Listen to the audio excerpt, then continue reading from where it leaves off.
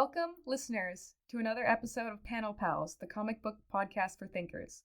We're your hosts, Diane Hitchings. And Jack Stewartson.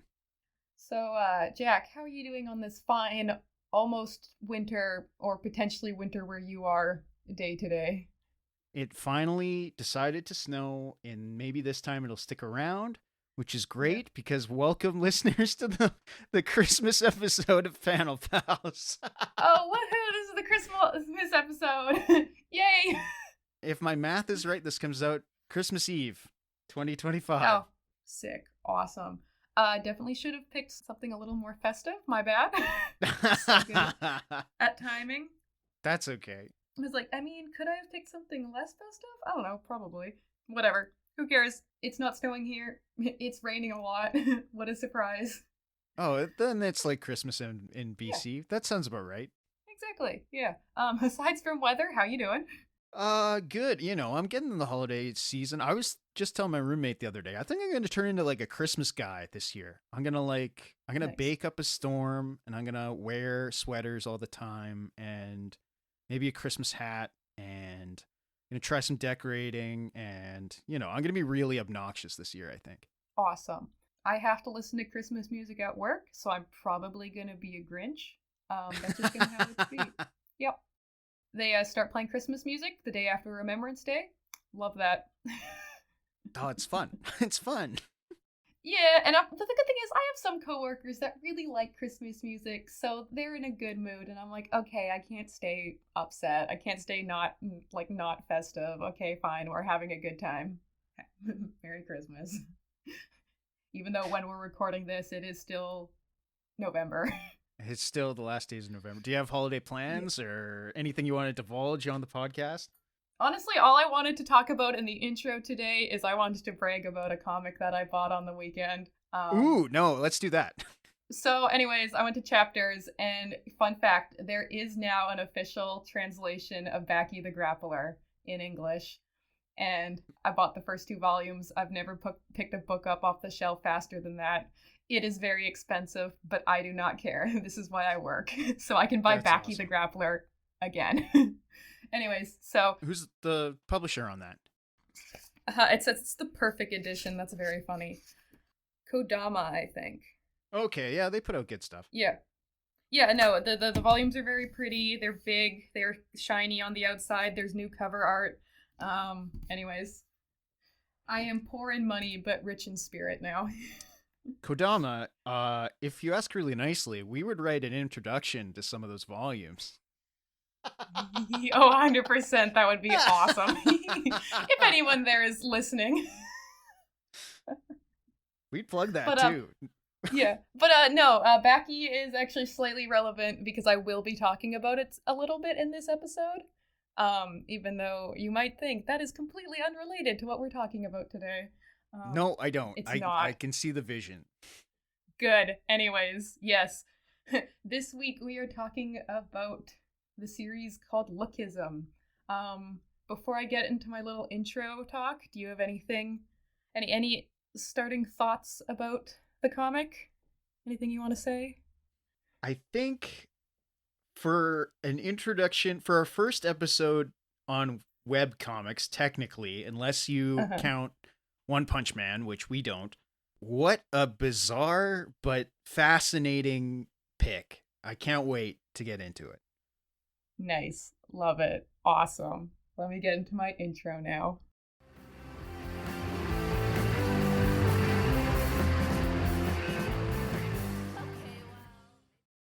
Beauty.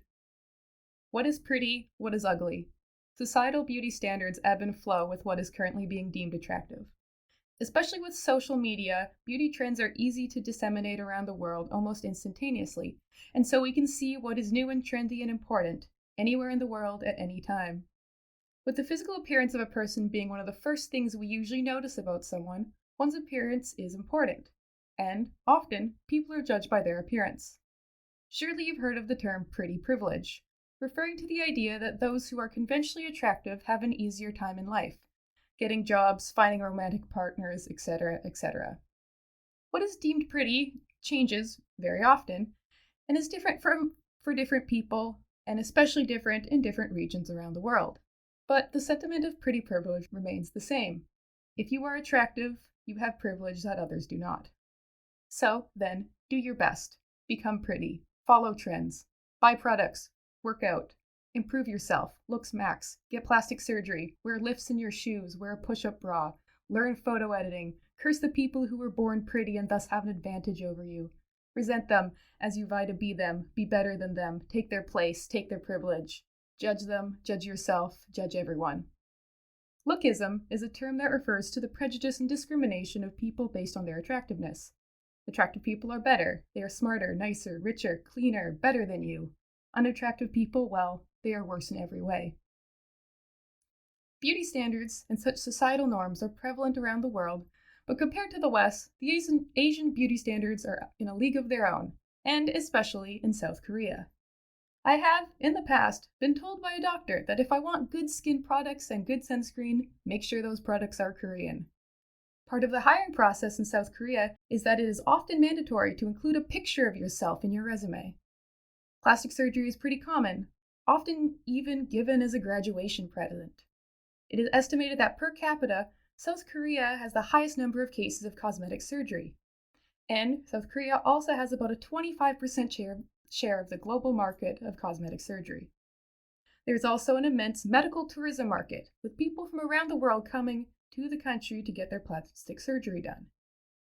There is a lot of social pressure in South Korea to fit the beauty standards. You have to be youthful, with pale, flawless skin and a slim nose and a V-shaped jaw and a small face and good facial proportions. You have to have silky hair and a thin but curvy body, tall with long limbs. Look like an idol, like a K-pop star. That is how you succeed. And that brings us to today's topic of the episode, the South Korean manhwa Lookism. Lookism follows the story of Daniel Park, a high schooler who is short, fat, ugly, and poor. After moving schools to escape bullying, he wakes up in an extremely attractive body. Now possessing his original Little Daniel body and his new hot Big Daniel body, he can experience the life he's always longed for. Simply being of high enough status to have friends.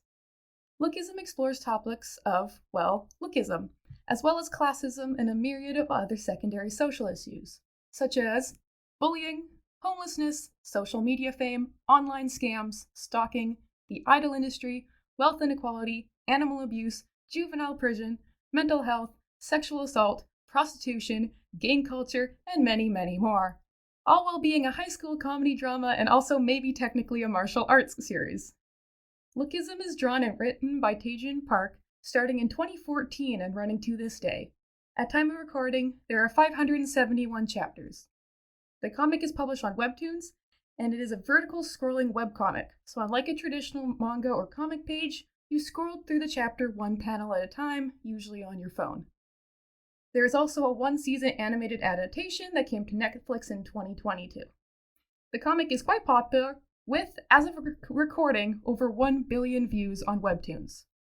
So, Jack, does Lookism do a good job of tackling the topic of its namesake? Or is its foray into discussing Lookism only skin deep? And, more broadly, what do you think about this comic? Ooh, very interesting. I enjoyed this a lot more than I thought I was going to, just based on the initial chapters and not knowing what the premise was.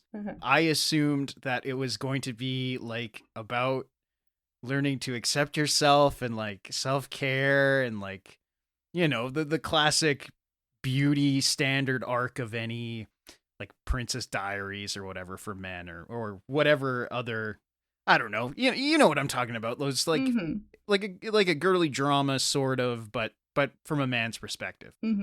I did not know that there was going to be a body swap premise in the book, which enticed me and titillated me. Did you watch 2024's The Substance? No, I did not, but I hear people talking about it a lot. It is my favorite movie of 2024. It's by Coralie Farget. It's a French director. Now, that movie has a very similar premise to this, where it's about a formerly an actress who's now like a TV exercise guru who has aged out of the industry. But she discovers a procedure that she can have done where, like in this manga, or manhwa, I should say, I guess, she is able to live two lives. She's able to live a life in her original body and one in a younger, refreshed body. Meaning that she can basically restart her career. Now, that movie takes a very kind of obvious body horror position in it, but then it goes off the rails in the end. Whereas, as I understand about this manhwa, this does not. This is not body horror, which I think makes it even more interesting to me because that's where I would go with this premise. This is like, what does identity mean? What happens when you're living two lives in the same consciousness? Like, do you become disgusted with yourself in one life as you would with the other? Do you waste your second life as you did your first? And it appears, just based on what I've read, that that is not what this book is about. Am I correct on that assessment? For reference, Jack read up to chapter 40, which includes the early stuff. It includes the school festival arc, the live streaming arc, the shoe buying scam part, and then that goes up until the midterms. So like the first time that Daniel uses his second body to cheat on midterms. So not a lot of the whole series, but it does give a good general idea of the premise. Some of the things you brought up do kind of get touched on, like the whole, oh, are you wasting one of your bodies? Like Daniel thinks about that sometimes, and he's like, oh.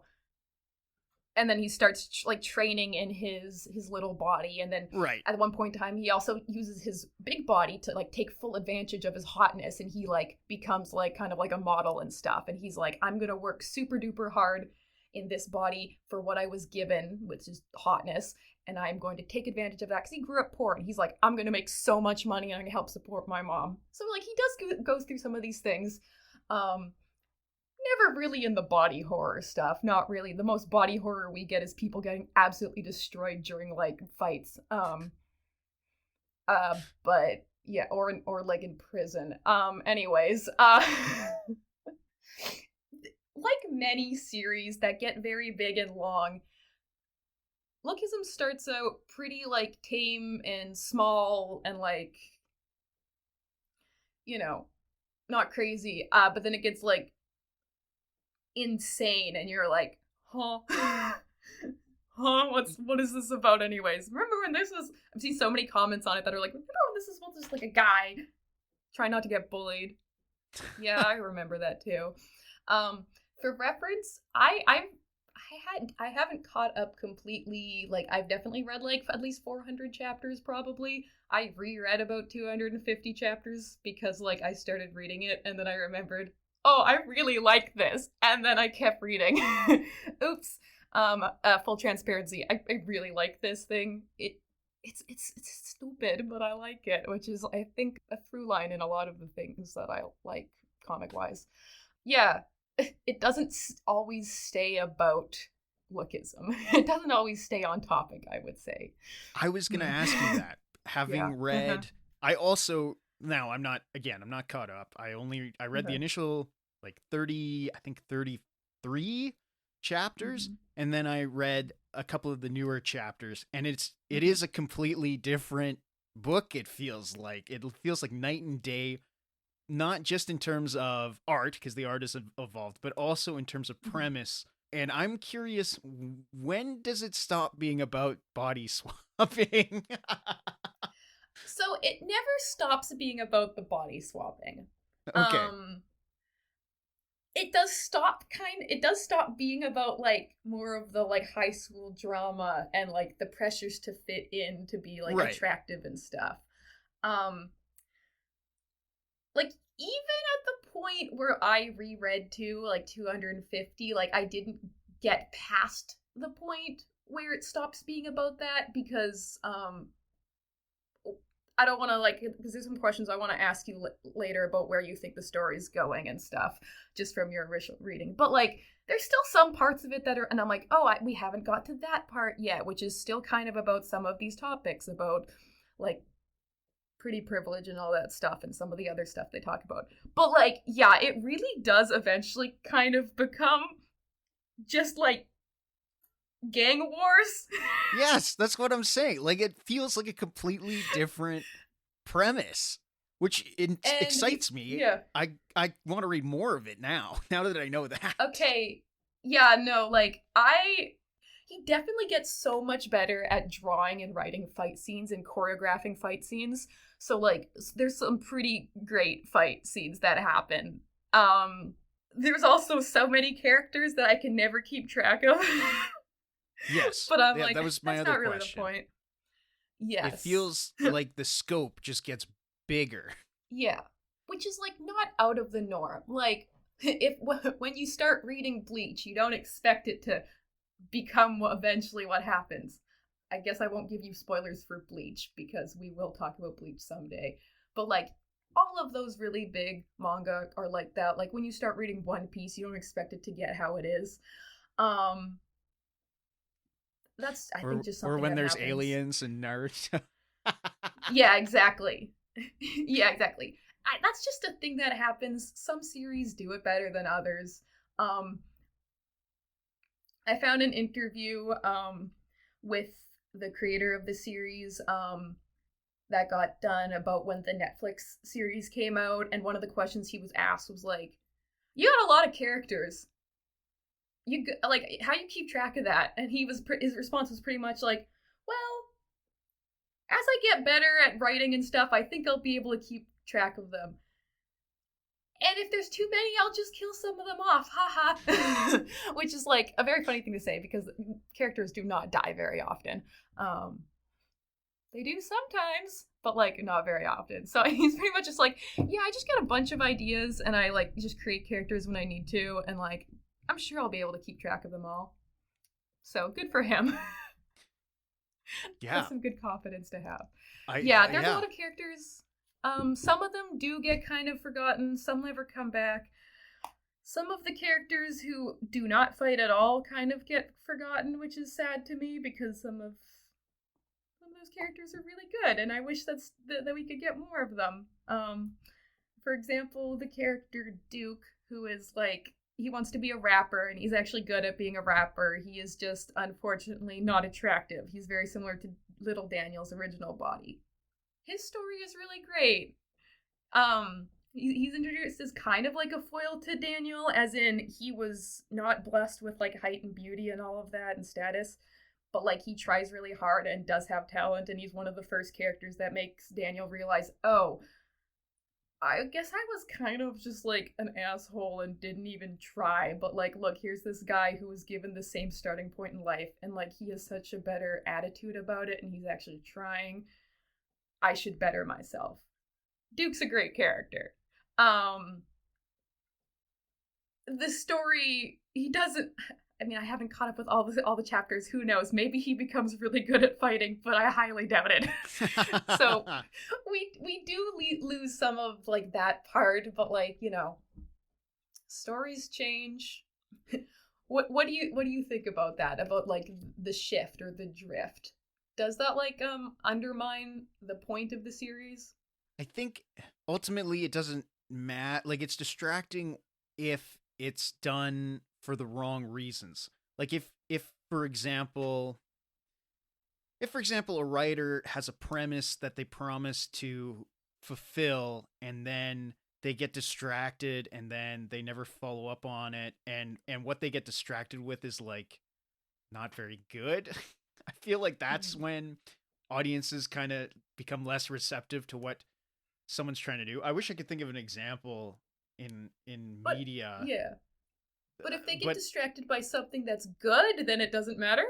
Then it's awesome. Then it's amazing every time. I've got this theory that I've been percolating specifically in regards to film, because that is my background. But I guess you could apply it to ongoing comics, though it'd be kind of hard to, because comics are so big and sprawling. You know, when you're watching a movie and you're introduced to, like, a premise, right? You're given a premise, or you're given an idea of what the thing is going to be based on the trailer. And then, like, 15 minutes in, it turns into a different movie, and it's completely different. It's not even about the premise anymore. They introduce a plot device or a new character that completely changes the genre of the film that you're watching. You're familiar with any of these? Yeah. Do you have any examples that you'd like to share with the class? Yeah, let me pull up a list. Love Exposure, for instance, would be a good example. 2020, was it 2022's Barbarian is an example of this. I feel like Scott Pilgrim in a lot of ways is an example of this. It's a style or genre of film that I call going fucko mode. When you pull one over on your audience to try and cram a different thing into your thing that you're already making. And sometimes it's done for good, and a lot of times it's done in a goofy, wacky, crazy way that not everyone is receptive to. But I love it whenever anybody does it, because I think it's gutsy, and I think it shows that you're willing to take on a challenge, and you're willing to challenge your audience. And it sounds like, and it feels like, just based on what I read of the initial chapters, and then when I read of the new stuff, that Lookism does that. Am I correct in thinking that? Where he was just like, fuck it, I want to write a martial arts series now? Yeah, exactly. Yeah. The thing is, it's like, there are, in relatively early chapters, like chapter 100 or sooner, there are parts that, like, are, like, kind of, like, hints of what's gonna happen later. Like, when I was reading, I'm like, oh, they introduced this character this early? They talk about this early?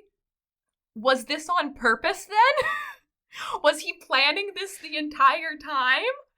I don't think so. I don't think all of this was planned. Like, for example, like, you read the school festival arc, and that's where, like, Daniel and Duke perform a song at the school festival. Yeah? Right. During that time, there's also, like, an auction where, like, girls can, like, buy a boyfriend for a date or something. And one of the character who ends up buying Daniel for this is Crystal, the hot chick. Yes. Yeah? Yeah. And she has, like, this bodyguard, this guy with black hair and glasses, and he's wearing, like, a yellow shirt or whatever. Yes. I think he's wearing a yellow shirt. Yeah. I was like, oh, they introduced Gun that early? Huh? So that kind of thing makes me think, oh, maybe they were planning this whole thing? Maybe? But I don't think it was gonna get, like, blossom into this big of a thing. I don't think that was planned from the start. But I'm like, no, that character is, like, very important and one of the strongest characters, I would say, and, like, is involved with a lot of the gang stuff that happens later. And I was like, oh, I forgot they, like, he showed up this early. Maybe they didn't plan for that. Maybe they just planned for him just to be a bodyguard character at this point. But yeah, I think the author just was like, I kind of want to write something different now. And for evidence of that, in this interview, he does make a mention of, he comes up with a bunch of ideas sometimes, and he's like, oh, I have this other idea, but it doesn't work in the current series, so it'll have to be something different. And I'm like, oh, so do you just, like, get ideas and just put them into this series whenever you can? I think so. I think that's what happens. And, like, most of the time it works. Yeah, I was going to say, sometimes gambles like that don't pay off. Sometimes they do. And when they do, it's awesome every single time. So are you more, you seem like what you would be more excited for the martial arts gang violence war part more so than the high school drama, oh, I'd like to have friends part? Yes, I feel like if I had just read a little bit more, if I just read, 50 more chapters, maybe I would have, which, don't get me wrong, I did enjoy what I read. I'm not gonna bounce on that. But had I figured out that he was gonna flip a switch and it was gonna become something entirely different, like in the new chapters, it's like a video game. Like, he's describing things like a video game, and there's bosses and there's sub bosses, and one of them is Jason Voorhees, and one of them is Dr. Giggles, and I'm like, what? Like, what happened? I thought, like, the organic thing. Okay, so he performs a song at this festival as part of whatever. Is it? I got a question that I don't know. Maybe you can answer. So he goes to this. He gets into this prestigious academy. It's like a private school, right? Like, it's a vocational school. I don't think it's very prestigious. I think it's kind of like, this is a school you go to so you get a job when you graduate, not so you go to uni kind of thing. Oh, really? Because they mention that, like, people who work in the Korean idol industry, they, like, poach talent from this school. Am I right about that? Yeah, like some of them have like gone to do places, but also if you look at the entire architecture department, which is just a bunch of stupid strong guys, literally seems like they should be going to like a sports school kind of thing. No, it's not like, and it's not super prestigious. I spend the entire time thinking, why is Jay going to this school when he is like rich and like, you know, Jay, the blonde one who's he just doesn't talk. Fun fact, it's revealed that his like dad is like exceptionally wealthy, like one of the most wealthy, like he like owns like a group or something. Yeah, anyways, Jay is an extremely powerful person, not just in fighting, but like in social and like social status and like how rich he is. Why is he going to this rinky-dink little school? I don't remember if it's ever explained. It probably is. I don't remember. But it's but whatever. Yeah. Okay, so I was just misreading because I also thought just because this kid goes to this school and he's like rich, I kind of assumed everybody else was rich, but I guess not. I mean, like there are rich people that go to it. Like there's some chapters where the people are like comparing about like how much rich like clothes they have and stuff. But I mean, that's mostly just for the commentary on like the classism that exists in society, where like, oh, you better dress fancy and nice so that people respect you. If you don't, then people are going to think you're poor and lame and stinky and dumb. Right. Yeah. Okay. And I also had the assumption that because the school has different departments, which I read as like, I read it as the way that Japanese schools will have different clubs that you kind of associate with throughout the school year, like throughout the entire academic year. I assume that that's like they have an architecture department. I thought it was just an architecture club, but no, they're literally learning architecture in school. Okay, that kind of makes sense. Technically, but have you ever seen, like, at any point in this series, do they ever learn anything at school?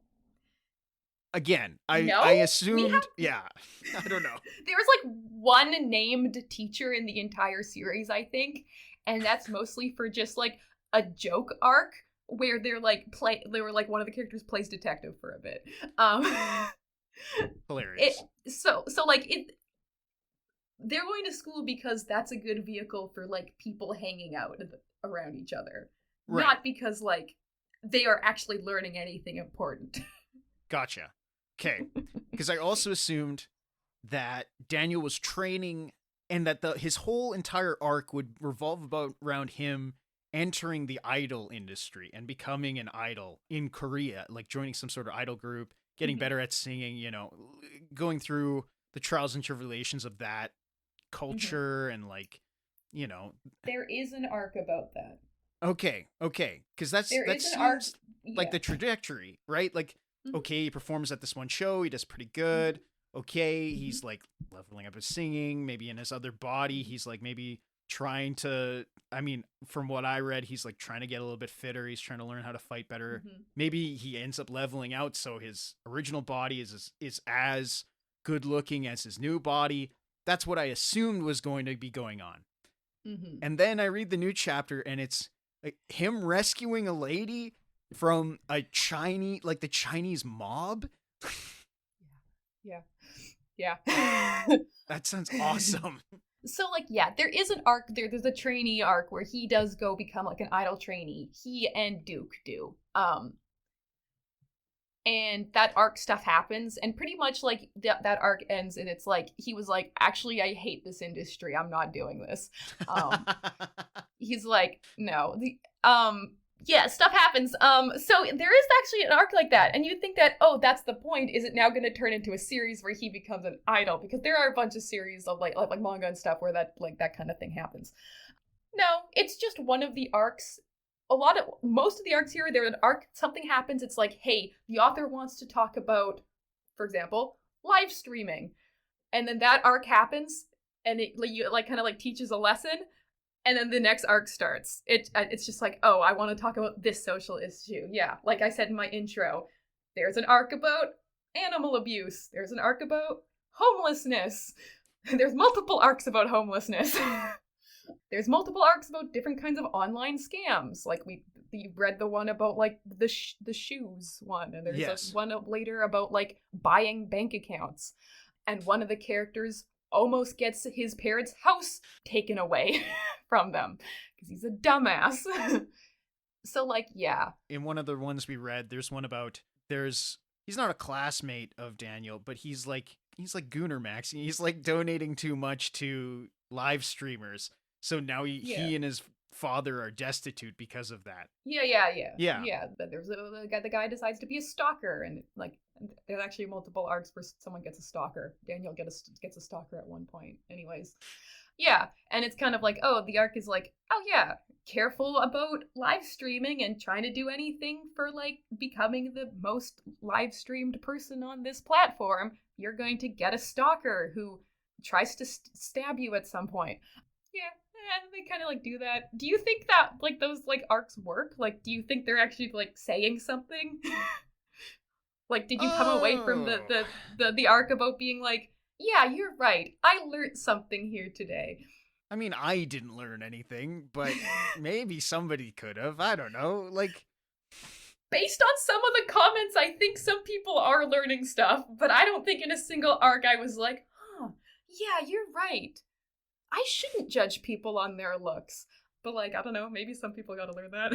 Like, we're taught from a very young age in the West that, like, even if it's not necessarily true, you shouldn't treat people any differently based on their physical appearance than anyone else, right? Like, yeah. Maybe that's not the case in Korea. I don't know what Korean culture is like other than through media. Mm-hmm. So maybe it is different to different people. I don't know. Yeah, but I mean, like, also we get taught that, but also like people do judge people by their appearances. Of course, like, pretty privilege does exist. Kind of ass that it does, but like it does, and like, you know, there's incels out there complaining about like, oh, I don't have a good enough jawline, and I'm being like, there's pretty much like racism towards me because of that. I'm 5'9", so I can't get a girlfriend. Grow up. Yeah. You can. Exactly. Besides the point, like, have you ever heard that thing where, like, you're not ugly, you're just poor? You ever hear that yes. sentence? Yeah. I feel like this manga, or this manhwa is, like, kind of addressing that in a certain way. Like, and I think that is true of the actual real world. Like... Mm-hmm. Because, like, yeah, you can buy plastic surgery, and you can buy makeup, and you can buy... Or veneers, status. Or braces, or, you know, you could take a shower even. Like... Yeah. And, like, a lot of that stuff does get addressed in this series, but then there's also, like, people just making random, like, shots at each other, being like, oh, that girl totally got plastic surgery, and it's like, yeah, a lot of people do, you know? Like... Yeah. So it's like, personally, I enjoyed this series as, like, entertainment.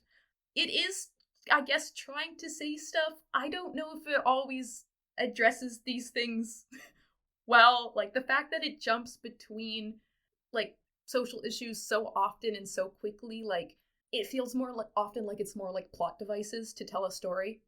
Which, like, well, yeah, it's a story. Yeah, obviously that's what's happening. It doesn't really go super deep into these things. Based on the comments, some people are learning things. So good for them, but like, it seems more like just like, yeah, we're gonna use this as a plot device to eventually get our characters to like literally being as strong as like Baki characters, I guess. Insane. Listen, you can learn the right lessons from the wrong sources. I'm not gonna discredit that. True. Like, I don't like that Jordan Peterson guy, not to get political on our fucking comic book podcast. But like, he's not wrong that if you have some sort of structure in your day, maybe you'll turn out to be an okay person. I don't necessarily think you should give up eating vegetables. But anyway, my point being, like, if someone's getting something out of this and it changes them for the positive, I think that's good. Yeah, that is true. Me, the smart guy that I am, the smart, well-adjusted guy that I am, I don't need comic books to tell me how to be a good person. I can kind of figure that out on my own. That doesn't mean that this also isn't entertaining. Yeah. It also doesn't mean that the author isn't an interesting guy either. Mm-hmm. I don't know if you've seen pictures of, his name's Pak, right? That's his last name? Taejun Park, I believe. Park. Yeah. That's a very pretty man. That's a very pretty. Oh my god. 41-year-old man. Yeah, people in the comments of the interview that I found were like, wow, didn't expect him to look like an idol. Wow, he should play Daniel. He looks like Daniel. He kind of looks like Daniel. Yeah. And I'm like, okay, well, I guess everyone's just pretty over there, huh? You compare that to, like, not to be that person, you compare that to some, like, comic people in the West, and you're like, yeah, okay, they really on something different over there. But like, I think that's just like that, like, it's obvious that in society, like, yeah, be pretty, it helps. I think on the point of if this is a good commentary on lookism, in that interview, he was asked, so how do you come up for the concept of lookism? And what he said pretty much was, I was falling asleep, I was like, laying down to fall asleep one time, and I was like, what if when I fall asleep, I was ugly? My consciousness goes into a different body and I can do stuff in a different body. So from that, you can see this comic was not created because he thought, I should talk about lookism. The comic was created because he was like, what if two body? What if two bodies? Mm-hmm. So it's like, yeah, I kind of think that the lookism aspect is the window dressing on the story of what if two bodies. And listen, I'm more interested in that premise too. Like, I think most people in the world wish there was more hours in a day, right? Like, that's a pretty human concept to grasp. Like, imagine I go to sleep and I wake up in a body that has no hand pain and I can just draw for 8 hours straight. And then I can go to bed. Yes. I like sleeping. I don't like losing 8 hours or having to get ready to go to bed, right? Like, I think everybody kind of empathizes with that. And Park makes good on that with his book. Yeah. He just makes it about beauty standards and then about fighting the Chinese mafia, I guess. Yeah. I will say personally, I like the early parts better. I like the first 200 chapters more than I like the last 300 and some. Really? I like it being about because, like, it's called lookism. It's like, imagine if Backy just actually ended up about people being like the bait and switch was actually the end of Backy is they're just like talking about how they shouldn't judge people on their appearance. It's like the opposite of Backy. Anyways, I like it because I'm like, the characters, they do learn stuff and they do grow, and I like the interpersonal drama between the characters and what they're learning and how the characters are growing to be better people, because like a lot of the people in the story do become less of an asshole than they did at the start. For example, Zach, the boxer dude, who is an absolute asshole, he becomes so nice. Like, he learns to, like, he gets bullied once and is like, oh shit, this is what I've been doing? I should be a better person. And then he legitimately becomes a better person. He's still kind of an asshole. Like, he comes from a rich family, so he's kind of a douche about that kind of thing. But, like, no, he genuinely becomes a good person. He, like, becomes friends with little Daniel as well and, like, helps protect some of the less strong people. It's great. Also, like, Zoe, the girl who at the start is all like, oh my god, Big Daniel's so hot. She, like, starts liking little Daniel, and she grows as a person to, like, not become super, like, materialistic and just about the outside of someone, but, like, genuinely, like, likes people for their personality. And I'm like, her character growth is great. It's great. I want more of these characters and more of how the character grow. Like, sure, I enjoy the fact that Zach becomes way better at fighting, but also, like, no, talk about how he's a good person now. Which is funny, coming from me, who freaking loves martial arts series, and I love Backy for just being stupid fighting. I am surprised by that. I thought this whole time you're gonna be like, oh, and this is the bad part, and then it gets really good later on. That's interesting to me. Yeah. Like, bring back Duke, who is genuinely such a good character, and he's like, you know, I want the story to be about him becoming a rapper and Daniel helping him. Yeah, the story does do the thing where, like, a bunch of these characters are shown as assholes at the start, and, like, they do become better people. Some of the people, they just slightly change the person's character a little bit so that you don't hate them anymore. My favorite example, and it works because a lot of these people, like, show up as assholes at the very start, but then I actually like them as characters later. Like, for example, the character Vin, who's in the like the music department, the guy who's always wearing sunglasses and he really bullies Duke. Yes, that guy. Absolute asshole, horrible person. Oops. He's one of my favorite characters because what they do with him, they don't make him a good person. But after about 350 chapters, we do figure out why he wears sunglasses. Oh, that's kind of cool. Cool. From where up to I read, there was about to be a team up between him and Zach to fight some guys. So like, I kind of suspected that he would join the squad, but I do find that interesting. Like, that is something that's great about Eastern comics, and I guess Eastern literature is there's always redemption for an antagonist. Like. We see that in manga all the time. That's like half the cast of Dragon Ball used to want to kill Goku, and now they're his best friends. Or even go back to our episode on Yu-Gi-Oh, where Joey and Tristan end up becoming buddies with Yugi. Yeah, I don't hate when that happens. No, I don't either. And like sometimes, like for example, like the character at the very start of Lookism here, Logan, the guy who was bullying Daniel. Yeah, he comes back and eventually kind of joins their squad. Nice. Yeah, though there are some characters that I'm like, wait, is this character gonna get redemption? Like, I also read a couple of the most recent chapters, and one of the characters that show up in there, I'm like, are they gonna try to redeem this guy? I hate this guy with a passion because he was really mean to some of the characters I like, and then Vasco broke his legs into a million pieces, and I wanted that to be where his story ends. Oh yeah, I can't believe I've gone this long without talking about Vasco, my favorite character. Yes, I was going to say, Vasco's my favorite character too.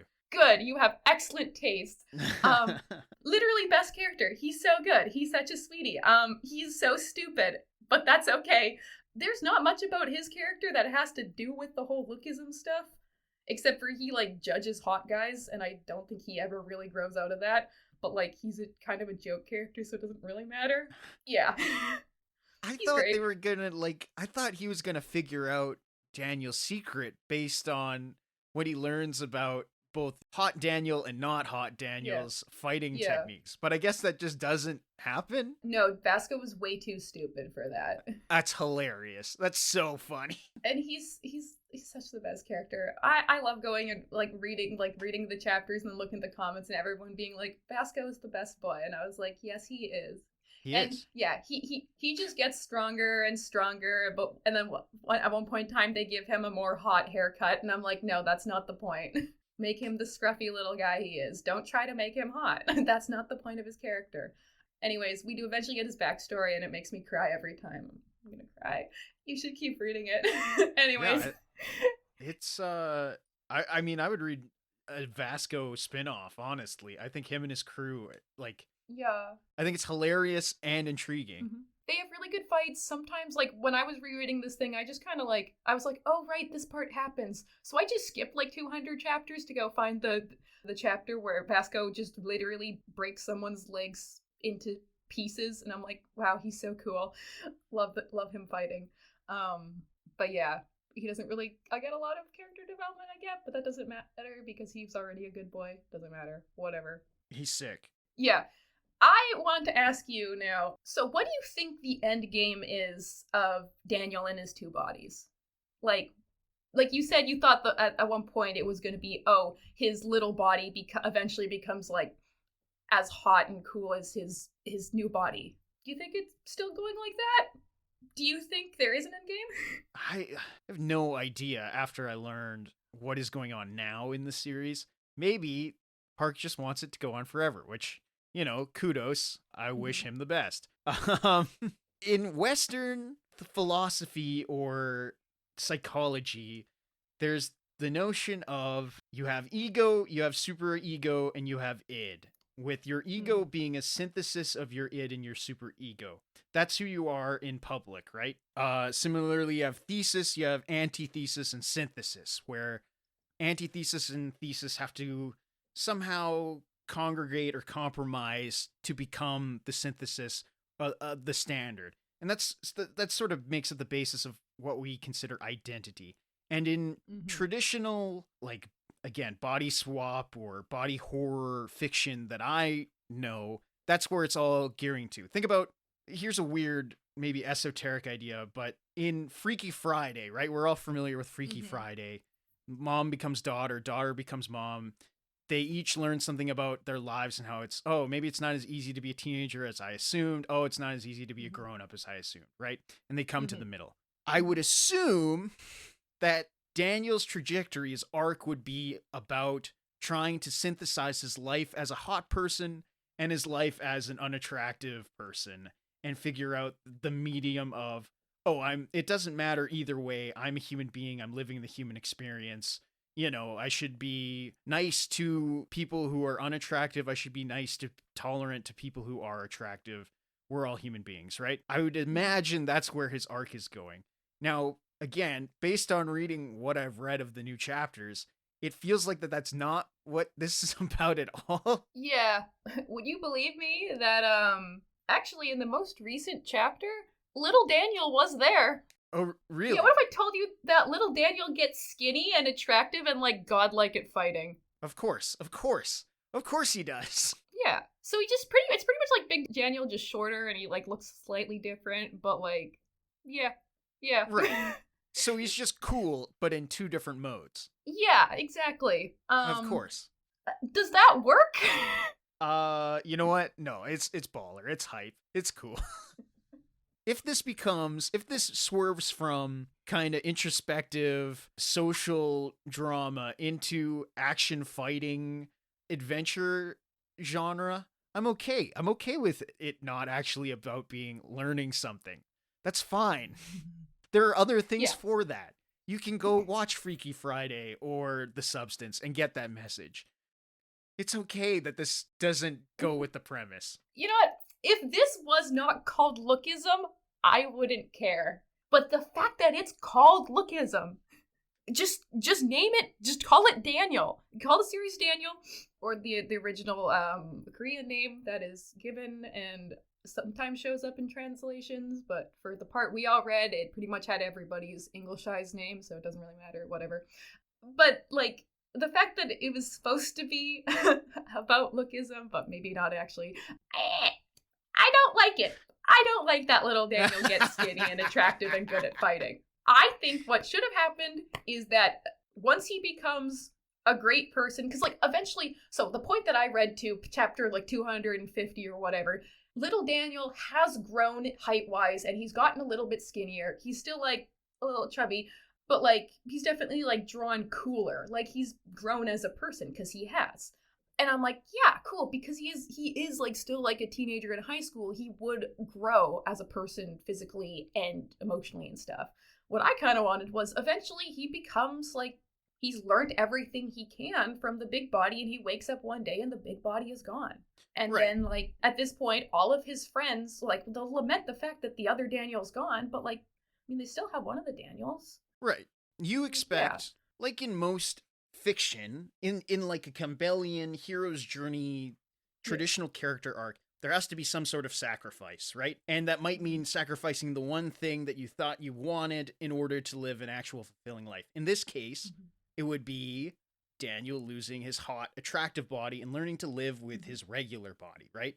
That would be a traditional arc for this character. That's boring.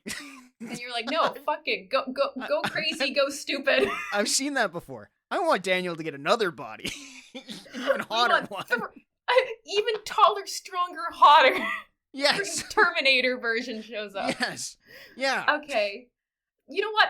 Skip to chapter, like, 150 or 200 and just start reading the fighting, I guess, man. Awesome. I love that. Honestly, because it goes crazy, it goes stupid.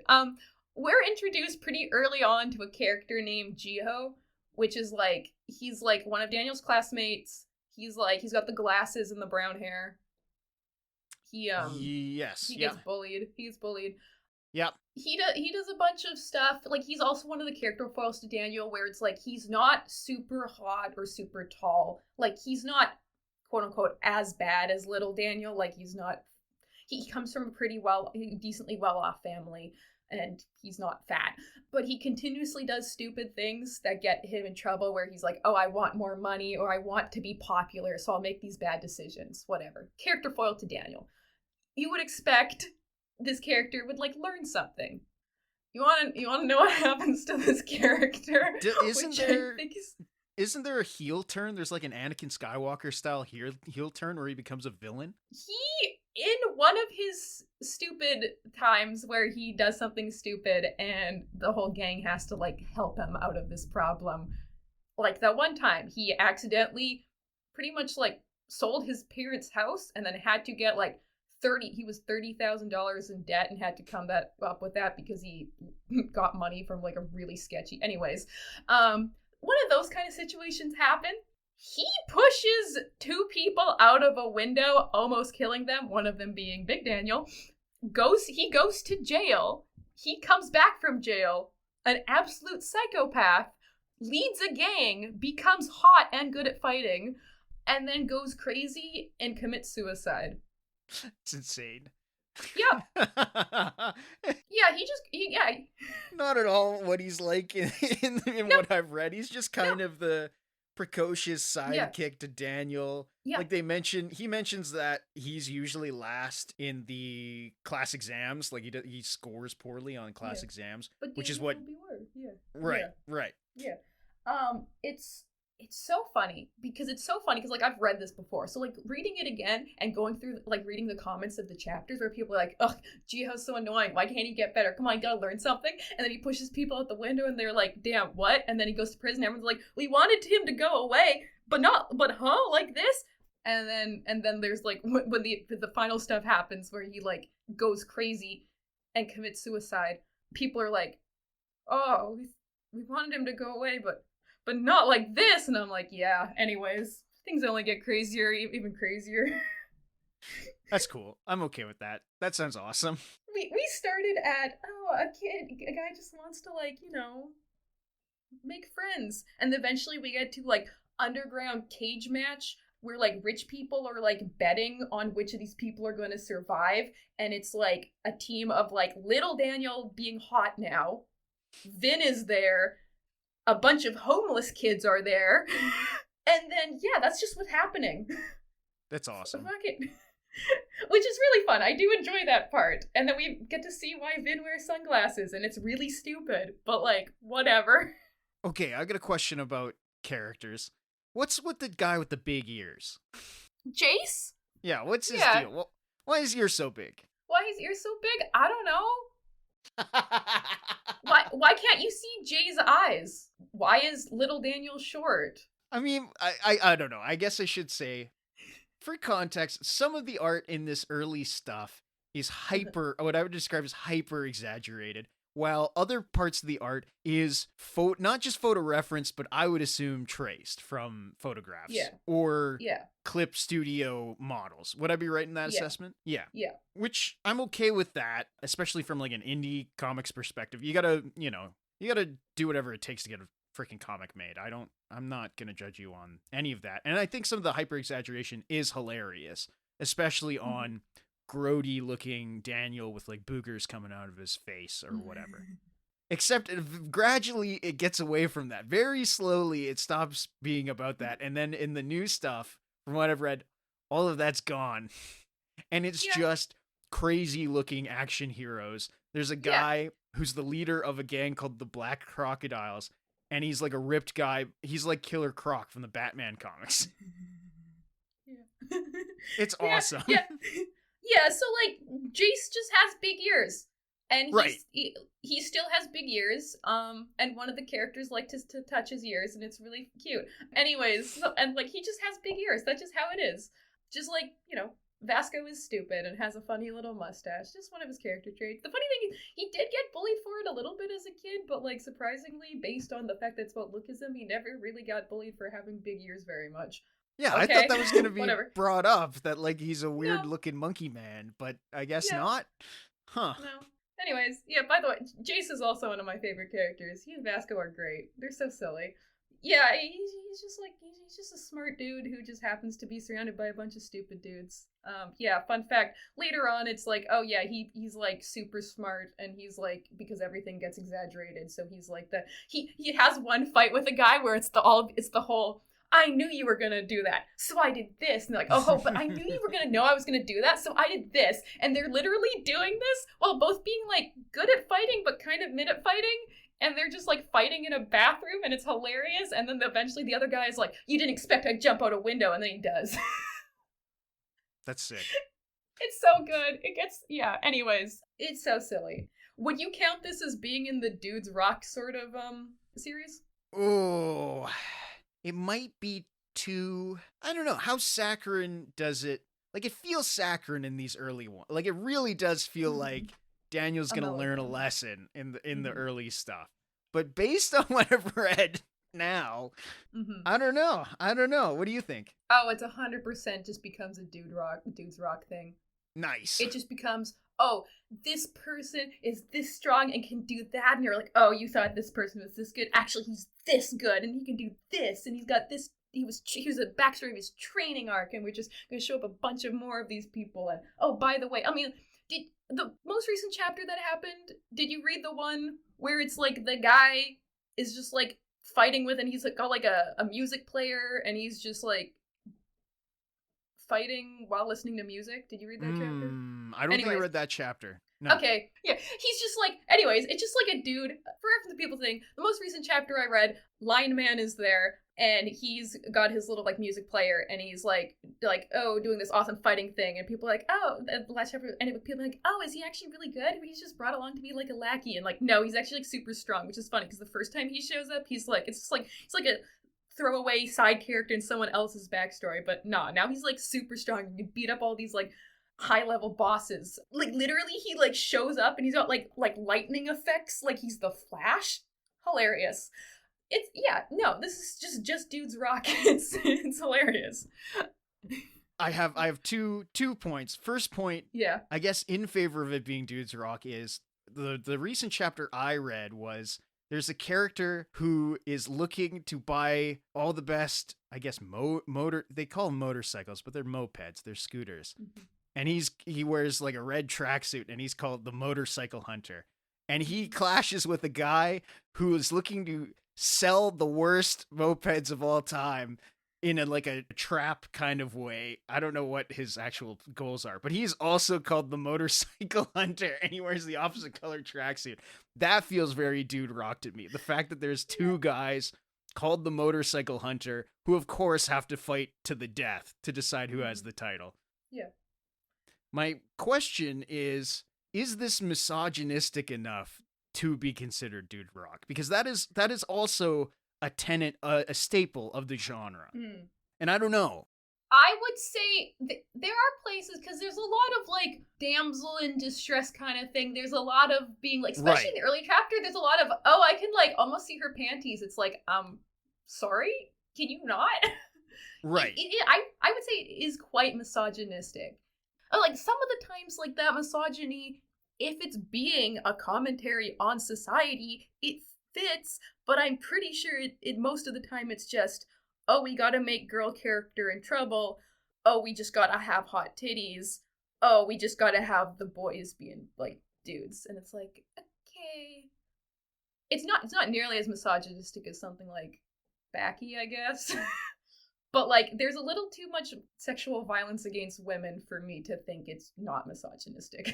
Okay, that's what I was getting at. Like, there's a difference, to me at least, there's a difference between writers writing what they know about, in this case, Eastern comics of, most manga has, like, a little bit of perversion or ecchi moments, I guess you would call them, right? Like, yeah. Because you're trying to sell to boys, and boys, whether they want to admit it or not, boys like titties and butts. But, like, what makes something Dudes Rock, I think, is explicitly sexual violence or the complete disregard for womanhood, right? Mm-hmm. And if this has either of those boxes, checked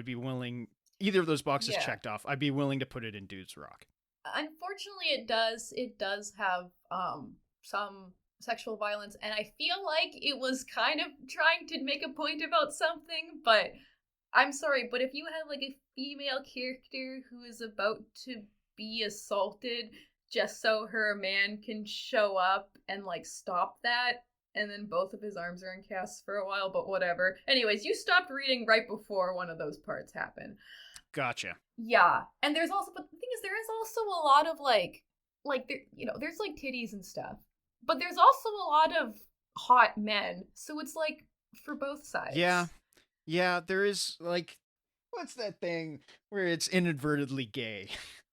Homoeroticism. Yeah. There's a lot of homoeroticism in this, and I would put that in the camp of dudes rock. Yeah, I'm sorry, but if anybody is reading this and doesn't think that Jay wants to date Big Daniel, I'm sorry, I don't know what you're reading. Oh, absolutely. Absolutely. Yeah.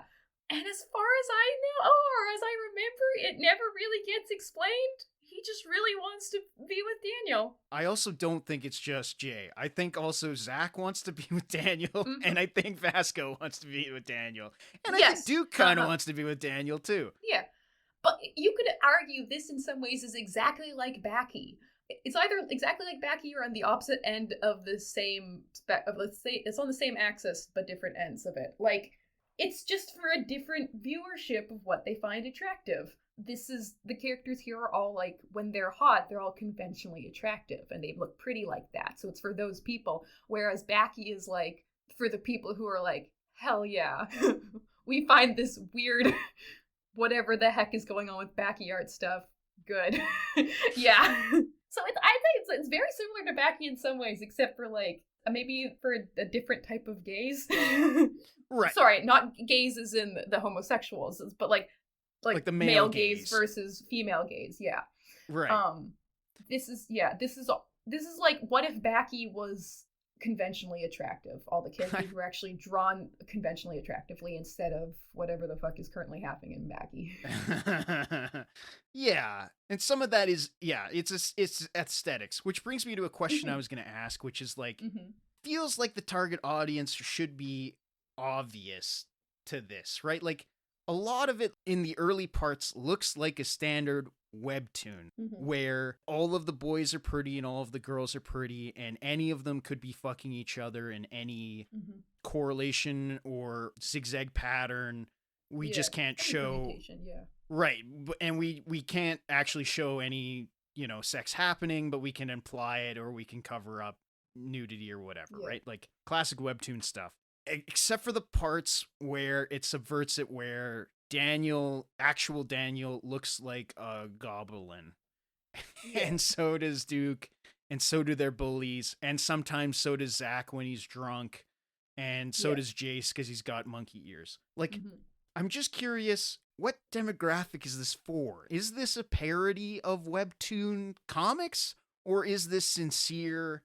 Like, where does this fit, I guess? Yeah, while reading it, I'm like, I assume that based on the way that it is drawn, and based on the ways especially the boys look, I assume this is, like, what the audience would be for girls, but the fact that it's now martial arts, I assume it's for boys. I don't actually know the breakdown. I'm not as familiar with the breakdown of the audience of this as I am with, like, Backy, but it's weird, because it's like, there's things that appeal to, I guess, different people. I assume it's for, like, both. Yeah. It appeals to both, but, like, I mean, not for us to, like, stereotype, but, like, you found a different part of this better than I found a different part of this for what we like. I liked the traditionally this is for the girls part, and you liked the traditionally this is for the boys part. So, I mean, I guess it's like it did a good job of, like, making stuff for everyone, just at different times. I guess. But, like, it's got hot girls and hot boys, so, like, I guess it's for everyone. Yeah. Any permutation of type of person go for. Yeah, I don't know, man. I think the author was literally just doing what he wanted. And, like, I can appreciate that. So that's fine. Do whatever. I don't know if it was for an audience specifically. Also, yeah, no, it is fine to also trick a distributor or your producer or whatever into thinking you're making one thing and then actually making the thing you actually want to make. I think more people should do that because that's how you get away from a completely homogenized culture. I mean, I know for a fact there are a lot of girlies reading this and thinking the boy's so pretty. I know that. Right. I don't know what the rest of the people are here for. But, like, yeah, this feels like one of the things that was made specifically for me because it's got the things I like. Stupid fighting, and also, like, a type of melodrama I actually like. Good for me, I guess. That's cool. Yay, this is probably why I like it. Yeah. Honestly, I'm glad you like this one, because I was like, there is also a 50-50 chance that Jack would be like, it's kind of ass. And also be like, yeah, this is good. I was nervous reading the first chapter again because it is using that sort of half and half, over-exaggerated versus completely photo-referenced art style. Yeah. But you know what? These are kind of charming characters. It looks like it takes an interesting swerve. You know, it's pretty funny. It's pretty goofy, silly. Yeah. Oh, I think the comedy's really good. I think the comedy is one of the best parts of this. I think it's so funny. And like, yeah, like when I restarted rereading it, I was like, oh, I forgot how slow the start is. Right. And I'm like, oh, well, I hope Jack can like get through that. That was going to be my criticism. Yeah. But then people started fighting, which intrigued me also. I didn't realize that the action would ramp up to the degree that it does, but the fact that there is action, I did kind of find interesting. Yeah. Like from the start, there was like parts of it that were like, oh, this is going to be about fighting somewhat. Because like, besides the fact that Daniel's getting beat up in the first few chapters, like one of the first characters we meet is Zach, who is like a boxer, or was, and anyways continues to be, whatever. So it's like, yeah, obviously this was supposed to be somewhat about fighting. And then I don't know, maybe the people like gravitated more towards the fighting, or maybe the author decided he liked the fighting more so than fighting. The melodrama. Yeah, and then that's more fun. Yeah, it's more fun to draw fight scenes, I guess. And like the art really does improve. Like it, like when I started rereading it, I was like, oh yeah, I forgot what it looked like at the start. I don't hate it. Like he definitely improves as an artist, and like the fight scenes definitely get so much better, and like he starts using more vibrant colors, which I do like. I was gonna say his coloring gets better. He's using dramatic lighting way differently. Like he's drawing insane backgrounds. that drawing castle in the Chinese district, that is something out of a Marvel comic. It's incredible. Yeah, drawing. Anyway, using assets, but. It counts. I say it counts. Whatever. We don't have enough time in this episode, I guess, to get into that. But like, maybe I'll bring up another webtoons and we can talk about that sometime. But yeah. I'll put it this way: I've seen more egregious work both in webtoon and in mainstream comics of photo reference. That is true. Yeah. So we won't talk about that. We'll find another episode to talk about that. But like, no, I really do think the art got a lot better. I mean, people start looking a lot the same. Like, I'm glad he starts drawing different body types. Like, we get some like bigger characters, like more yoked, almost like Baku proportions. Most of them are still like slim, muscular, pretty boy. A lot of people do end up kind of looking the same. As in, when I was reading the most recent chapters, I'm like, which is this guy? Also, there's one character that always changes hair colors and hairstyles, and I can never, like, sometimes I lose him, and I'm like, wait, who are you again? The women very early on, all the girl characters. All the girls kind of look the same. All kind of look the same, yeah. Yeah, I mean, like, Zoe has a specific hairstyle, and also Mira has, like, brown hair instead of black hair. But also, there's not a lot of girl characters. Oh, yeah, also, like, Crystal's hair changes color. Like, when she first showed up, it was very brown. And then later on, she just has black hair, and you're like, oh, it's nice that they remind us that this is the hot girl from the convenience store, because I probably wouldn't have noticed. Right, yeah. Yeah. So, kind of same facey. It's kind of the same face syndromes happen sometimes, but like whatever. Like if you're supposed to be drawing the hottest boys ever, I guess it makes sense that all the hottest boys kind of look the same. Oh well. Also, yeah, not for nothing, but I can't tell any of those K-pop boys apart from each other. No, I can't tell any of the Backstreet Boys apart from each other. Like. Sometimes attractive people look like each other. I don't know. But like, I mean, I could complain about that for every series. Sometimes there's characters in Becky who look the same, and I'm like, who are you again? So like, that just happens when you have a large cast. I don't complain.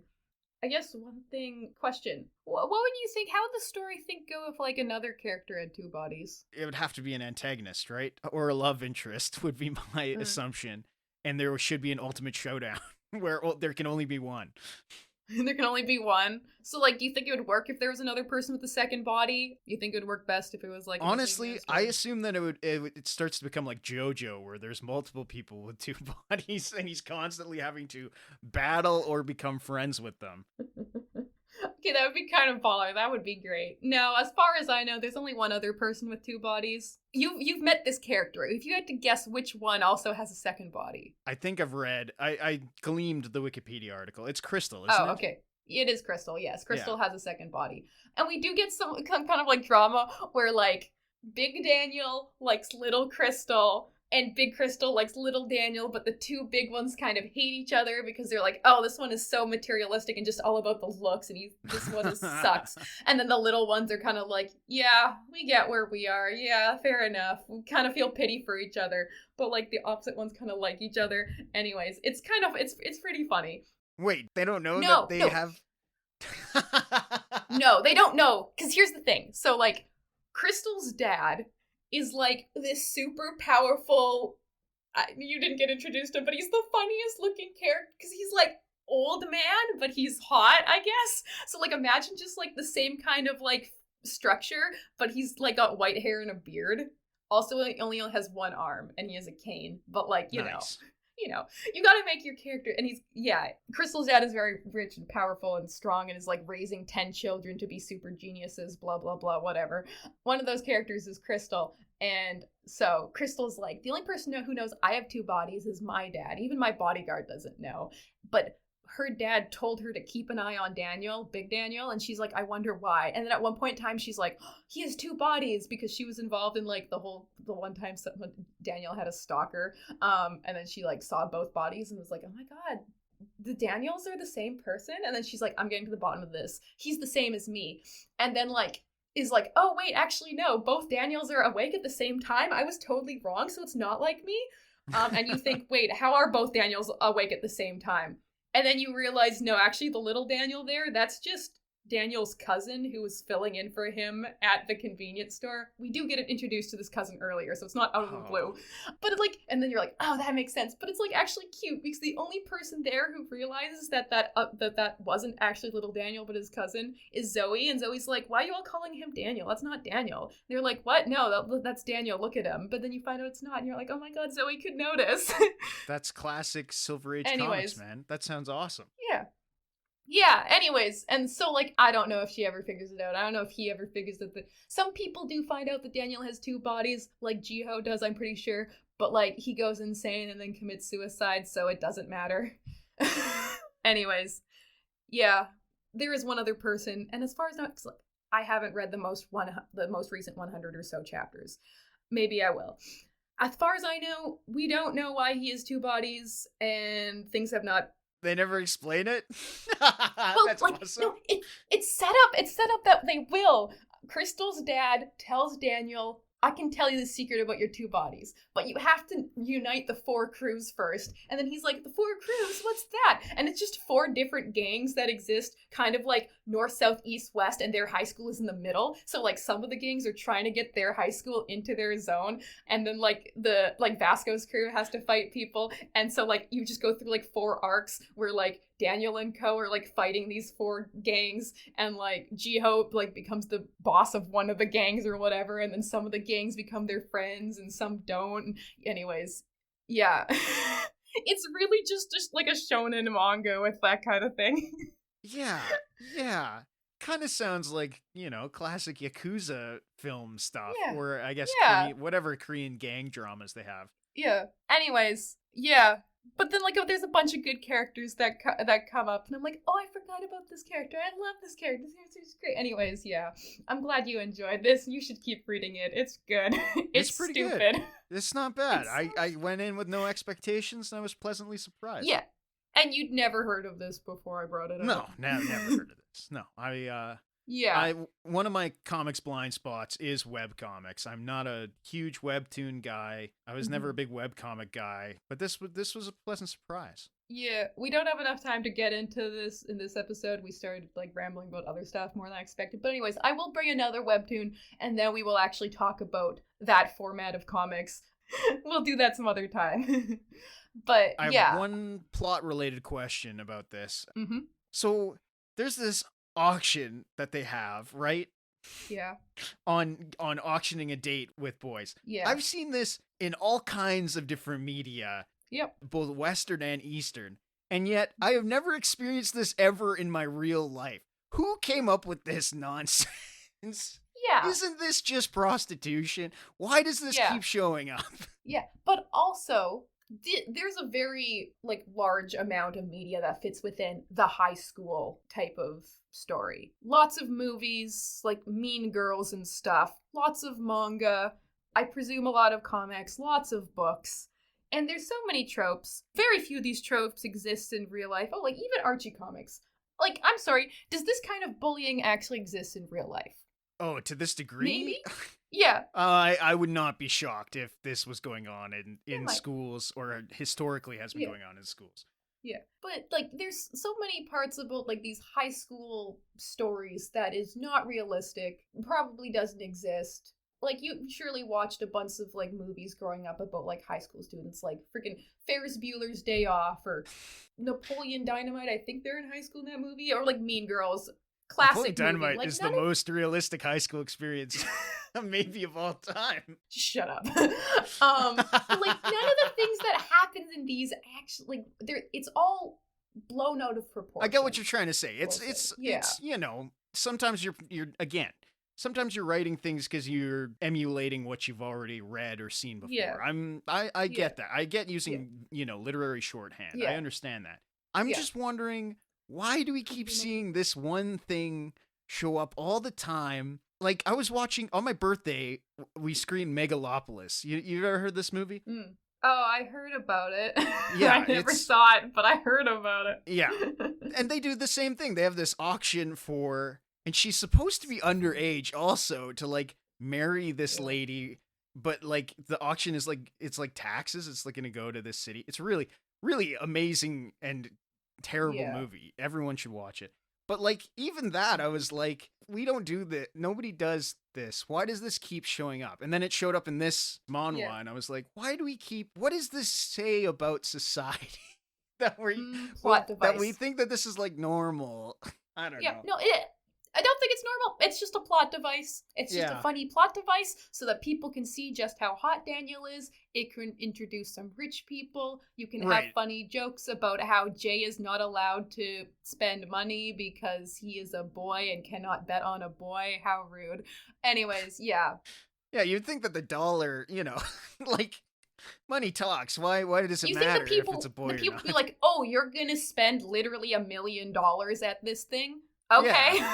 Yeah, I think a school would be fine with, like, knowing schools trying to get funding, whatever. Okay, I guess. But also, let's be real. Knowing schools, how did they get the funding for this whole thing? Well, they have auction, a stage. I guess, pays for it. They have a professional stage. I don't know. Yeah. Again, I assumed that it was like a rich hoity-toity private school, but I guess I'm wrong about that. I don't know. Nope. But this is fiction. It is a funny little silly story. I'm not going to take any of it seriously, even though it does try to tackle some serious topics, some of which are handled better than others, most of which are just window dressing for telling a story about a dude with 2 bodies and also a lot of gang fights. And it rocks. It's cool. It's a cool one. Yeah. Anyways, last thing I'll say is, in the interview with the creator, Taejun Park, one of the things that he said is his goal is to have a series that is well known and read by people all around the world. So congrats to him. He succeeded. He got his thing. We are over here, other side of the world, reading his comic and talking about it. And he wants people to read his series and remember it as they grow up and get older. Don't worry, dude. I am remembering this. Dude got a Netflix show. That's good. I did watch the Netflix show. It's pretty good. They changed some of the character designs a little bit, but that's okay. I mean, obviously not everything works in, like, moving pictures as much as it does in still pictures, so whatever. I won't complain too much. They made Vasco less scruffy. I will complain about that till the day I die. But yeah. No. Damn, they made a guy more hot. Yeah, that's not the point. That's not the point of his character. Anyways, congrats, Mr. Taejun Park. Your series is known around the world. You have over 1 billion views on Webtoons. Congratulations, that's insane. This thing is good. I would recommend it to people. Maybe not if you don't want to see some serious issues tackled, not the best and also kind of graphic sometimes. But if you like dudes rock, just guys fighting, just skip to chapter about 150 and go ham. Have fun. Yeah. Yeah. Well, glad you enjoyed this one. Yeah, it was a good one. It was a fun time. Yeah. I'm gonna keep reading it. Yeah, good! Yay! I do like this series a lot. I just, like, forget about it for, like, every few years, and then I remember it again every few years, and then I reread it every few years, yeah. And I'm like, oh, this is good. And then I'm like, oh, it's much longer than I last remember, because, like, a chapter comes out every week. For a while, I think chapters were coming out, like, daily or something. Damn. I don't know. Yeah, but yay, thank you, Lookism. To answer my own question in the intro, maybe not the best at actually tackling Lookism, but you turned out to be a pretty good martial arts comic, so... It doesn't matter what you think about Lookism. Yeah, fair enough. Dudes rock. Woohoo. Thanks for listening. You can find me, Diane, on Instagram at @1littlegremlin. That's 1_little_gremlin. And you can find me, Jack Stewartson, at Phantom Power Press on Bluesky and Pinksky, spelt with an F. If you'd like to follow the show, you can do so on Bluesky and Pinksky at panelpalspodcast.bsky.social. All of our links are in the show notes. If you like the show, please rate and review on your podcast provider of choice. Panel Pals is a Jack Stewartson, Diane Hitchings co-production with editing by Jack Stewartson. Our musical theme is found by Stemchamp.